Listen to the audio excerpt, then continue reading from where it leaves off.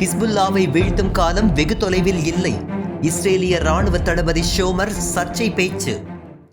ஹிஸ்புல்லாவை வீழ்த்தி வெற்றி காண்பதற்கான தூரம் வெகு தொலைவில் இல்லை என இஸ்ரேல் ராணுவ தளபதி பேசியிருப்பது உலக அளவில் பரபரப்பை கிளப்பியுள்ளது. இஸ்ரேலிய பிரிகேடியர் ஜெனரல் இஸ்ரேல் ஷோமர் ஹிஸ்புல்லாவின் அச்சுறுத்தலை முழுமையாக தடுக்க இஸ்ரேல் தவறிவிட்டதாகவும் திரும்ப தாக்க தயாராக இருக்க வேண்டும் என்றும் எச்சரித்துள்ளார். காசாவிலும் லெபனானிலும் இதுபோன்ற அச்சுறுத்தல் மீண்டும் தலை தூக்கவே முடியாது என்பதை உறுதிப்படுத்த வேண்டும் என்றும் அதற்கு மீண்டும் உள்ளே சென்று தாக்குதலை நடத்த வேண்டும் என்றும் ஊடகங்களுக்கு அளித்த பேட்டியில் ஆவேசமாக பேசியுள்ளார். ஏற்கனவே தெற்கு லெபனானில் இருந்து வெளியேறிய ஆக்கிரமிப்பு படைகள் மீது ஹிஸ்புல்லா துப்பாக்கிச்சூடு நடத்தியதாக இஸ்ரேல் குற்றம் சாட்டியுள்ளது.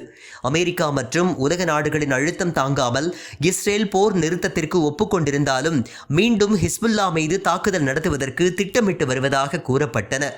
போர் நிறுத்தம் குறித்த தனது உரையிலும் இஸ்ரேல் பிரதமர் ஹிஸ்புல்லா மீது மீண்டும் தாக்குதல் நடத்துவோம் என்பதை உறுதிப்படுத்தும் வகையிலேயே பேசியிருந்தார்.